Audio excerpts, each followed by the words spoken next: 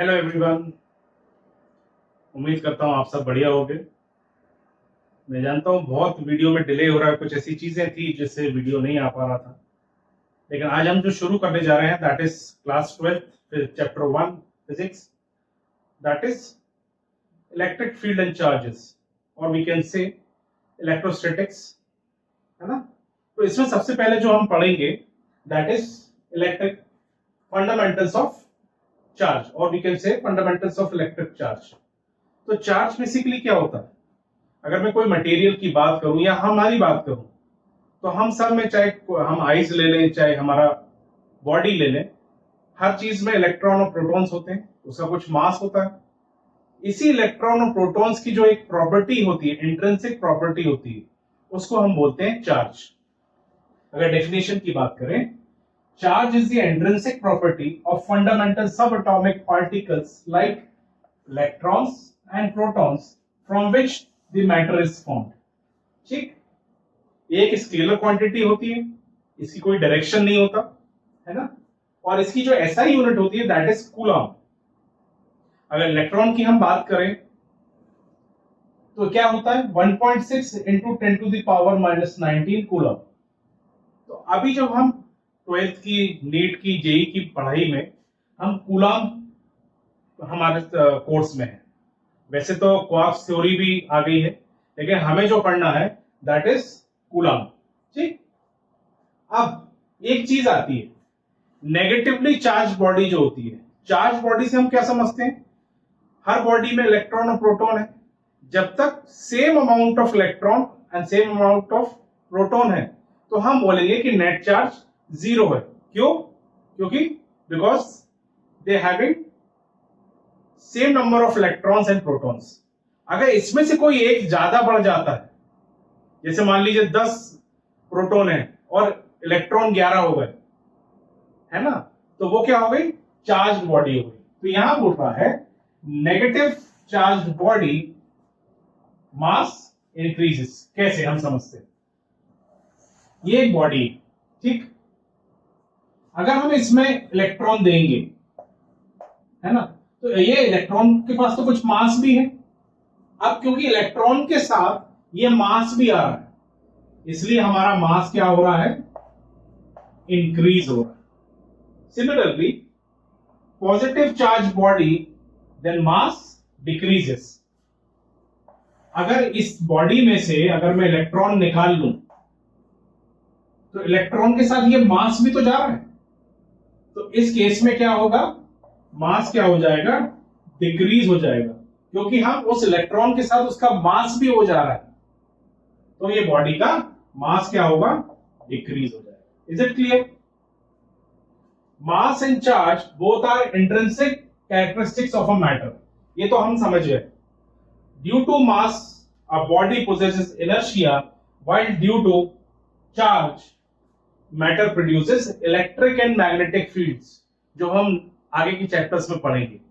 तो क्या बोलता है कि चार्ज क्या करता है, इलेक्ट्रिक और मैग्नेटिक इफेक्ट्स को प्रोड्यूस करता है। ठीक, in general a substance has equal number of electrons and protons, so the net charge on the substance is zero. मतलब जब तक सेम नंबर ऑफ इलेक्ट्रॉन्स और प्रोटॉन्स है, दैट बॉडी इज, और we can say the net charge on that body is zero. अगर इसमें से कोई एक ज्यादा या बड़ा कम हो जाता है, तो हम बोलेंगे that is net charge is not zero. That means कि वो body is now a charge body. तो ये कुछ फंडामेंटल्स थे, हम समझ रहे थे इलेक्ट्रिक चार्ज। ठीक है, अब ये जो चार्ज की बात हो रही है, चार्ज क्या है, बेसिकली एक प्रॉपर्टी है इलेक्ट्रॉन और प्रोटॉन्स की, है ना। अब इसको चार्ज कैसे करेंगे, मेथड्स ऑफ चार्जिंग के बारे में बात करेंगे हम। ठीक है, उम्मीद करता हूं ये आपको समझ में आया होगा पूरा। आगे बढ़ते हैं, है ना। चलिए,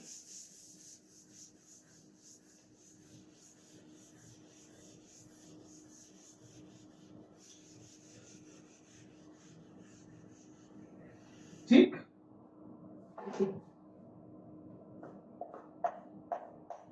now methods of charging. Methods of charging. तो इसमें तीन टाइप्स हैं। One is the friction, second one is the conduction, and third one क्या है? इंडक्शन, जो कि हमारे चैप्टर में नहीं है, लेकिन हमें समझना तो जरूरी है। मैं लिख देता हूं नॉट इन कोर्स। ठीक। अगर फ्रिक्शन की मैं बात करूं तो फ्रिक्शन से आप क्या समझते हैं?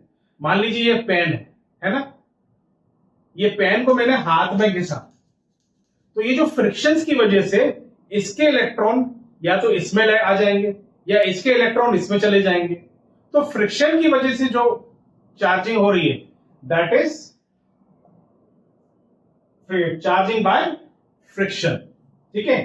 अब हम बात करते हैं कंडक्शन की। कंडक्शन की अगर मैं बात करूं, ठीक है, और इसी से मैंने एक अनचार्ज बॉडी को टच करा दिया, ये टच करा दिया मैंने, ये टच करा दिया अनचार्ज बॉडी को। ठीक है। अब क्योंकि मुझे मालूम है पोटेंशियल डिफरेंस, हम आगे पढ़ेंगे, पोटेंशियल डिफरेंस की वजह से चार्ज बॉडी की तरफ, जो कम चार्ज बॉडी है उसकी तरफ मूव करते हैं हमारा चार्ज। तो ये अगर इधर चला गया तो यहां आ जाएगा, तो ये क्या हुआ? छूने की वजह से चार्ज हो गया। क्या हो गया? छूने की वजह से। तो फ्रिक्शन में घिसना पड़ रहा है, कंडक्शन में उसको टच कराना पड़ रहा है, लेकिन इंडक्शन में ऐसा नहीं होता। इंडक्शन की अगर मैं बात करूं तो देखिए, एक ये है और एक ये, मैं टच नहीं कर रहा हूं और ना घिस रहा हूं उसको, है ना।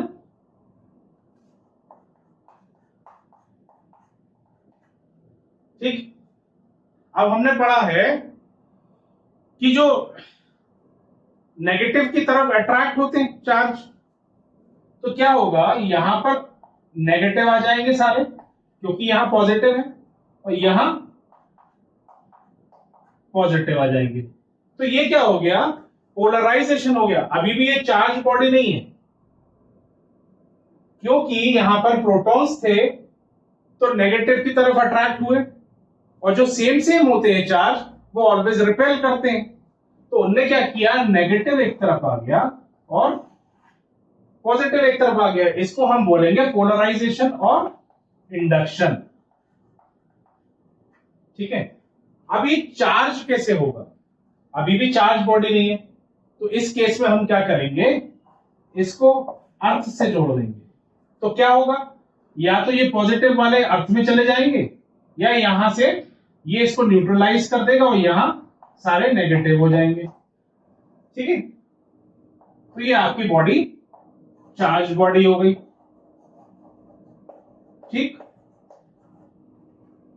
तो ये हमारे कोर्स में नहीं है, लेकिन हमें ये वाला और ये जो हमने पोलराइजेशन वाला पढ़ा, ये हमें समझना जरूरी है। ठीक। तो ये थे कुछ मेथड्स ऑफ चार्जिंग। पहला हमने फ्रिक्शन पढ़ा, देन कंडक्शन, देन इंडक्शन। अब इसकी जो भी डेफिनेशंस हैं मैं आपको इसका वो दे दूंगा कंटेंट, तो आप उसको देख लेना, है ना। अब हम नेक्स्ट पढ़ते हैं, इसकी कुछ प्रॉपर्टीज होती हैं चार्ज की, कि चार्ज की क्या प्रॉपर्टीज होती हैं वो हम पढ़ते हैं, है ना। चलिए,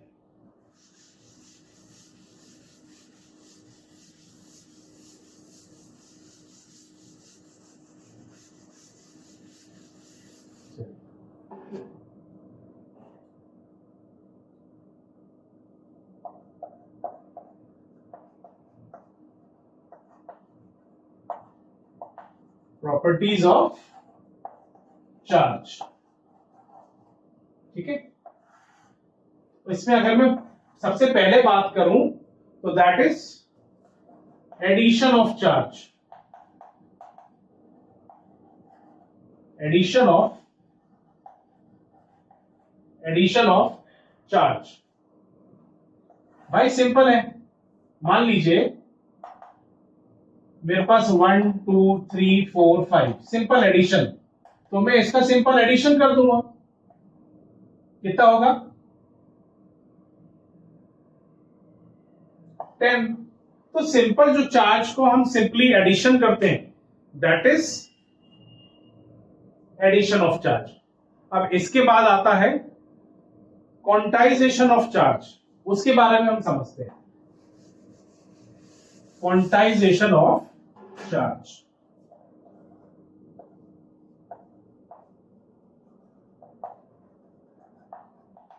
क्वांटाइजेशन ऑफ चार्ज, ठीक है। क्वांटाइजेशन ऑफ चार्ज में क्या है,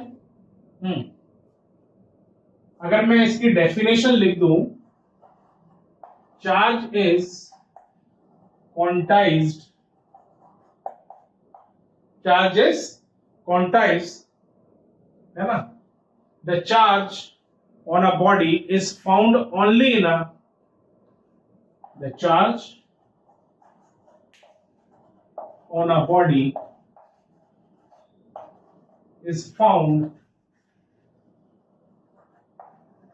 only in a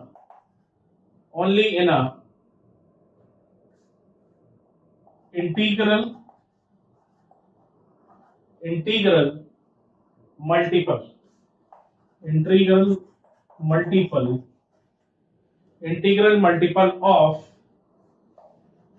of an electronic charge, ठीक है। ये तो हो गई चार्ज इज क्वांटाइज्ड।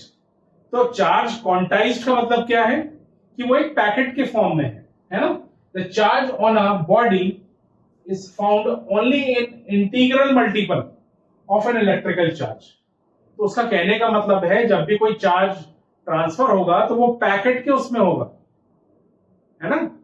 जैसे, और इसका जो फॉर्मूला होता है that is Q is equals to NE, ठीक है। फॉर एग्जाम्पल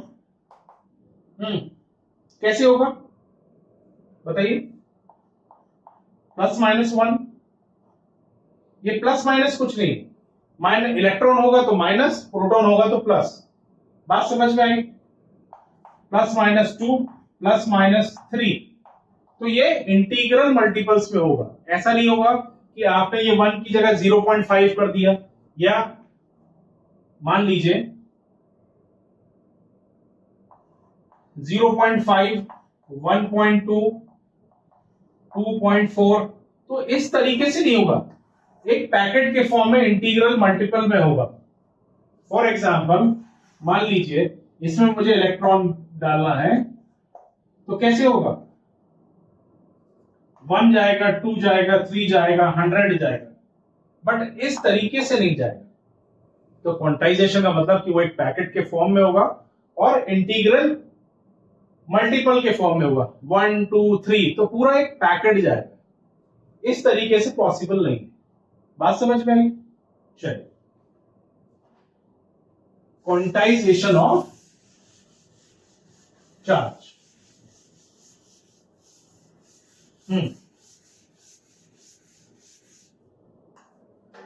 ठीक। अब कंजर्वेशन ऑफ चार्ज, तीसरा जो प्रॉपर्टी होता है that is conservation of charge. Conservation of charge, अगर इसकी डेफिनेशन की अगर बात करूं, total charge of an isolated system,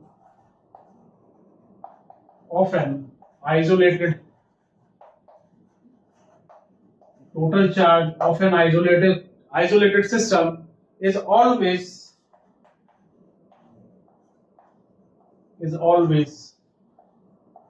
conserved, ठीक है। और दूसरा पॉइंट जो होता है कि चार्ज कैन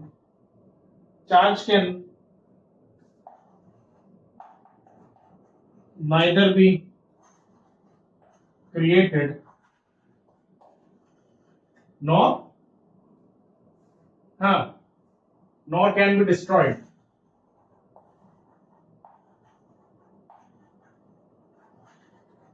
देखिए समझ लीजिए, मान लीजिए कोई आइसोलेटेड सिस्टम का मतलब से हम क्या समझते हैं? आप एक रूम में गए, बाहर के एनवायरनमेंट से आपका कोई रिलेशन नहीं है, आपने अपने आप को बंद कर लिया, मतलब आप बाहर के एनवायरनमेंट से और बाहर के लोगों से आपका कोई कनेक्शन नहीं, दैट इज आइसोलेटेड सिस्टम। अब क्या होगा, चार्ज की अगर हम बात करें तो वो ये बोल रहा है कि कोई भी टोटल चार्ज है, जो नेट चार्ज है आइसोलेटेड सिस्टम का, वो बदलता नहीं, जितना है उतना ही रहेगा। इसलिए वो कह रहा है ऑलवेज कंजर्व्ड, और we can say remains constant, जितना है उतना ही रहेगा, है ना, कम ज्यादा नहीं होगा। और charge can neither be created nor can be destroyed, कि या तो चार्ज उसमें क्रिएट भी नहीं कर सकते और डिस्ट्रॉयड भी नहीं कर सकते, जितना चार्ज है उतना ही बना रहेगा। किसके केस में? आइसोलेटेड सिस्टम के। एंड ये है हमारा कंजर्वेशन ऑफ चार्ज। ये बहुत ही सिंपल लैंग्वेज में आपको समझा रहा हूं, मुझे उम्मीद है आपको ये अच्छे से समझ में आया होगा तीनों प्रॉपर्टीज, है ना। नेक्स्ट प्रॉपर्टी की अगर हम बात करें,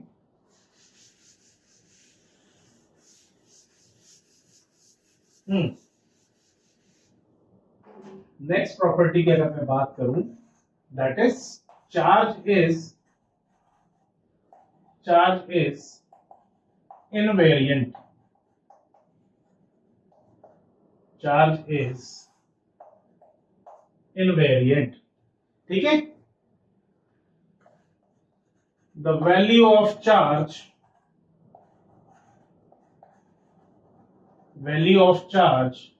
is independent of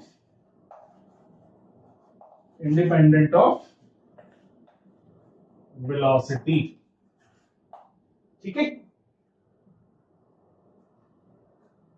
So relativity does not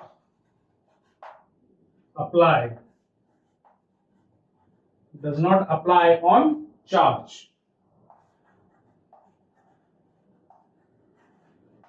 ठीक है। अब हमें पता है कि mass of the particle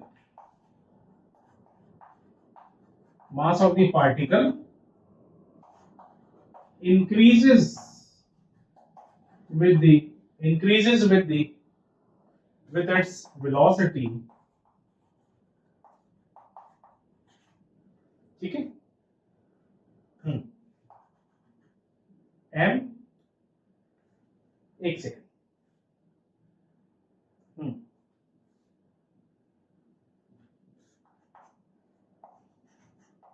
m0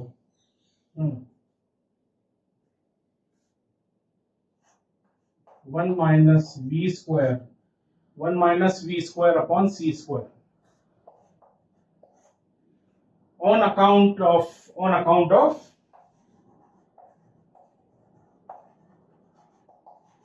theory of relativity,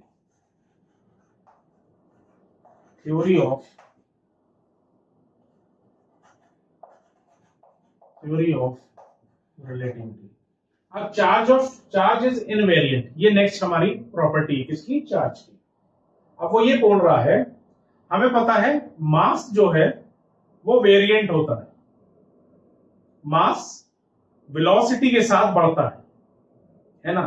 लेकिन अगर हम चार्ज की बात करें, फॉर एग्जांपल ये मेरे पास एक पेन है, इसका कुछ मास है, अगर मैं इसको एक वेलोसिटी से आगे बढ़ाऊंगा, तो जब ये स्पीड ऑफ लाइट के पास करीब पहुंच जाएगा तो इसकी स्पीड बढ़ेगी, जैसे जैसे स्पीड बढ़ेगी मास बढ़ेगा, बट जो चार्ज है, चार्ज के केस में ऐसा नहीं है, चार्ज इज इनवेरिएंट, है ना। तो ये जो हमें फॉर्मूला दिया है m इज इक्वल्स टू, ये m0 जो है ये रेस्ट मास है, ठीक है, 1 minus v square upon c square.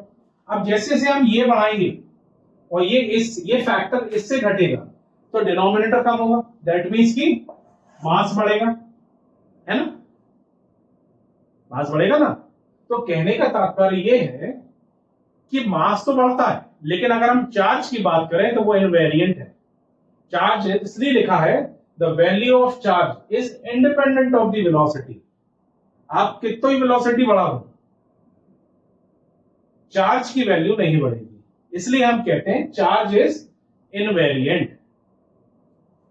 So charge is invariant, but mass क्या होता है, मास इज वेरिएंट, क्योंकि वो वेलोसिटी के साथ बढ़ता है। बात समझ में आई कि चार्ज हमारा वेलोसिटी के साथ नहीं बढ़ता है, ठीक। नेक्स्ट प्रॉपर्टी की तरफ बढ़ते हैं, ठीक है। मुझे उम्मीद है आपको ये कंसेप्ट समझ में आ रहे होंगे, क्योंकि आगे आप समझिए चार्ज के साथ हमें जो आपका फिजिक्स का फर्स्ट पार्ट है वहां तक चार्ज ही राजा है, सब जगह आपको चार्ज ही मिलेगा, इसलिए आपके फंडामेंटल्स क्लियर होने चाहिए, है ना। चलिए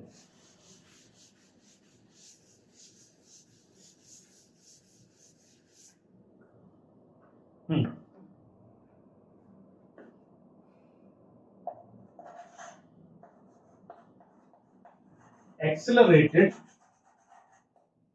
charge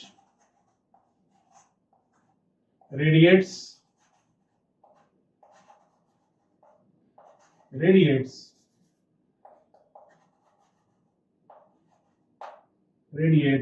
एनर्जी। ये हमारी फिफ्थ प्रॉपर्टी। क्या समझ रहे हैं हम इससे, बताइए। देखिए चार्ज, ये चार्ज है, चाहे आप प्रोटॉन प्लस से कर लीजिए चाहे माइनस से कर लीजिए, है ना। ये चार्ज जब रेस्ट पे है तो वो क्या प्रोड्यूस करेगा, it will produce electrical field, ठीक है। इसको हम डिनोट करते हैं ई से, ठीक है। और जब charge v is equals to constant का मतलब क्या है कि ये चार्ज अब मूव करने लगा यूनिफॉर्म वेलोसिटी के साथ, इसमें कोई एक्सेलरेशन नहीं, क्योंकि वो एक ही स्पीड से चल रहा है। तो यहां पर एक्सेलरेशन क्या हो गया, 0, क्योंकि उसकी वेलोसिटी में कोई चेंज नहीं आ रहा। तब ये चार्ज जनरेट करेगा electric field and magnetic field. बात समझ में आई। एक केस ये हो गया, एक केस ये हो गया, और एक केस जब ये charge acceleration is not equals to 0, that means की वेलोसिटी चेंज हो रही है, दैट मीन्स कि ये एक्सेलरेटेड मोशन हो गया। क्या हो गया, accelerated motion.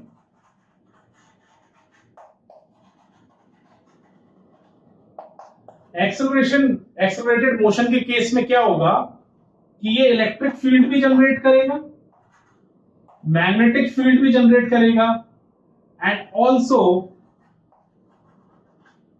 Radiates energy. That means कि इलेक्ट्रोमैग्नेटिक वेव्स भी करेगा, इलेक्ट्रोमैग्नेटिक वेव्स भी रेडिएट करेगा। तो हमने तीनों केस समझ ली। जब ये रेस्ट पे है तो इलेक्ट्रिक फील्ड जनरेट करेगा, जब ये यूनिफॉर्म वेलोसिटी से मूव करने लगेगा, ये हम आगे पढ़ेंगे कि motion of a charge will produce electromagnetic waves, ये हम पढ़ेंगे आगे चल के, है ना। और एक्सेलरेटेड मोशन जब हो जाएगा चार्ज का तो वो इलेक्ट्रिक फील्ड भी करेगा, मैग्नेटिक फील्ड भी करेगा, और इलेक्ट्रोमैग्नेटिक वेव्स भी रेडिएट करेगा। तो ये हमने फंडामेंटल ऑफ चार्ज पढ़ लिए। तो आज मैंने आपको एक ब्रीफ इंट्रोडक्शन दे दिया है कि व्हाट इज चार्ज। तो आज से हमने इलेक्ट्रोस्टैटिक्स शुरू किया है। नेक्स्ट क्लास में हम जो पढ़ेंगे दैट इज कूलम्ब्स लॉ हम शुरू करेंगे, जो आपका बहुत ही इंपॉर्टेंट है इलेक्ट्रोस्टैटिक्स का टॉपिक, है ना। टिल देन ख्याल रखिए अपना। नेक्स्ट क्लास में हम मिलेंगे बहुत जल्दी। Goodbye, take care. कोई भी अगर डाउट है आपको तो वो जरूर मुझसे पूछिए, या तो टेलीग्राम चैनल का लिंक हमारे चैनल पे है, या आप कमेंट्स में भी मुझसे पूछ सकते हैं, मैं आपका जवाब जरूर दूंगा।